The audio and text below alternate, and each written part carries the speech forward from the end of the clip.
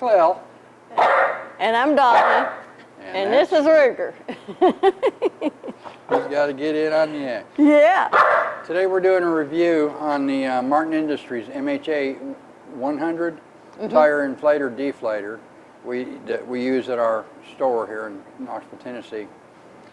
We do ADAS calibrations, and we found that it was very important that the tire pressure on cars before we calibrate the camera on a windshield be extremely accurate. So that's why we went the whole 9 yards here and bought this thing. We've got multiple other tire gauges here that we'll put a little clip in there and show you that we went through this gauge, that gauge, the other gauge, and another gauge, and we've got a whole tray of them sitting over here. And each one of them gave a different reading, and as far as getting gauges calibrated, we couldn't find any source in town here that we could take that to have that done. So that's another reason we graduated up to this unit, and we absolutely love this unit. It's great. It's got its quirks. It's got some things it does good, some things it does bad, some things it doesn't do that we thought it would do, and we'll go over that. Yeah, we'll go over that as we go.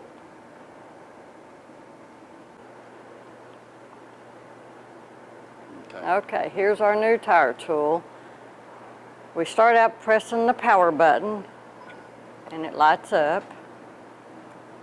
And then you can see A is set for 25. A is set for 35, B is set for 25.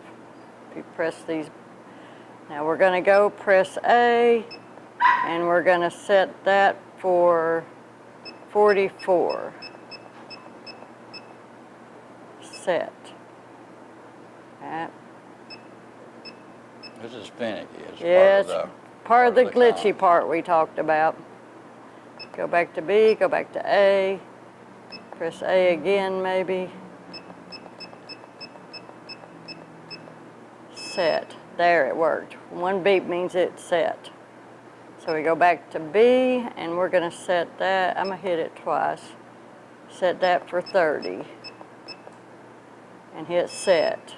That works. So you got to hit it once and then hit it again so it goes into the setting, I guess. Let's toggle back from A to B to make sure that it's set. A is 44, B is 30. Okay. And then now we're going to go set those back in reverse. Set them back in reverse, yeah, because the front we're going to... A is 44, that's what we want. Yeah, that's what we want. B we want 30. So what we're going to do here is we're going to inflate. We're going to inflate this front tire. We've got it deflated at the moment to about 25 pounds. I think it was, or something. Yeah, and we've got the rear tire. It's set on 44. 44. So we're going to bring that rear tire down to 30, and we're going to inflate this one up to 44. So first thing you got to do is get your air hose and hook to it. Oh, that's true. And one of the cons of this, we see a lot of questions online about this, is that people want to know if this thing will deflate a tire without having compressed air attached to it. No, it will not. You've got to have a compressor hooked to it.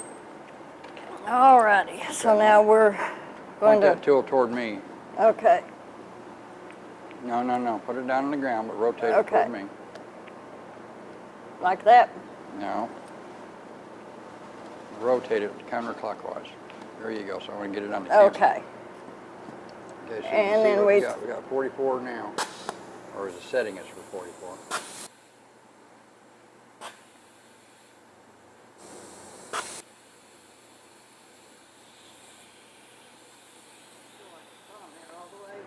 There we go, that's better.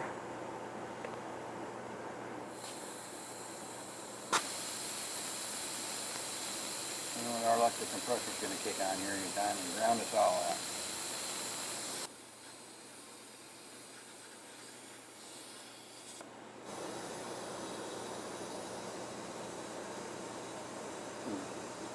And if you do manage to attach that tire valve to it tightly, you don't have to hold it. You can just literally walk away from it and go have your lunch and come back.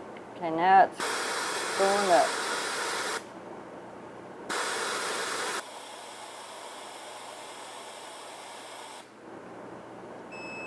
$44. There you go, at 44 pounds. Now you just detach it. Push in on the hose and pull the coupler back. And we're going to move back here to the rear tire. Alrighty. Make sure I've got enough hose.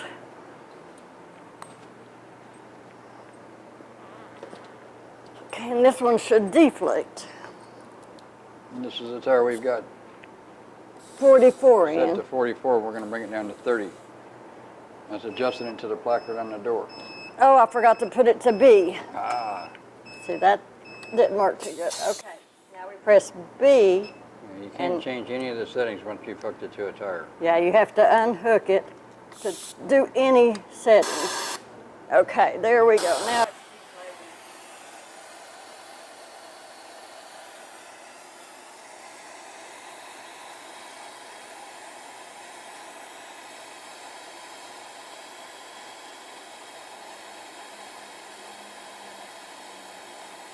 It's not real time, as you notice. Well, this is real time. No, I mean the numbers don't change in real time. Oh yeah, that's true. Yeah, it does that. It'll do it for a while and then it'll take a sample of it.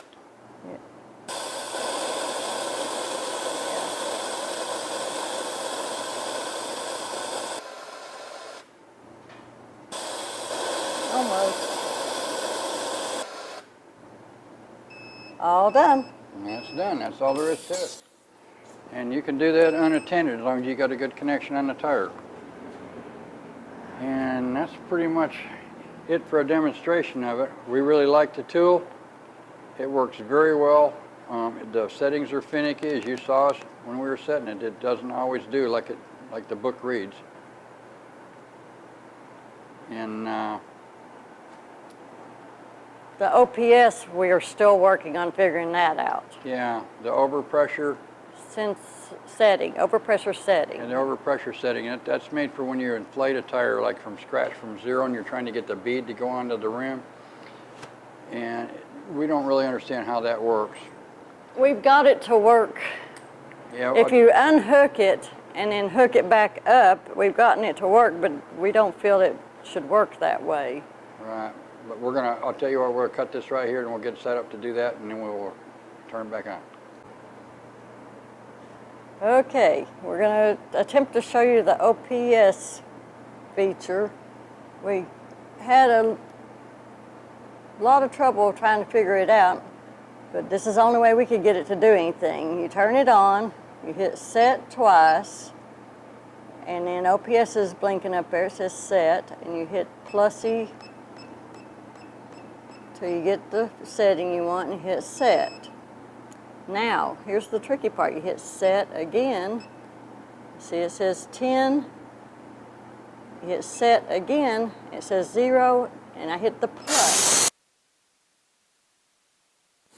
Now I have to hook it up to the top. And now it is going to go up to 54 and come back down to 44. Hold that bugger still. Okay.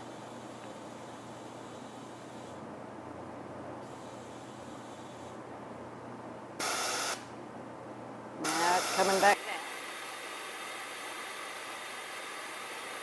Definitely not a real-time gauge. Yeah.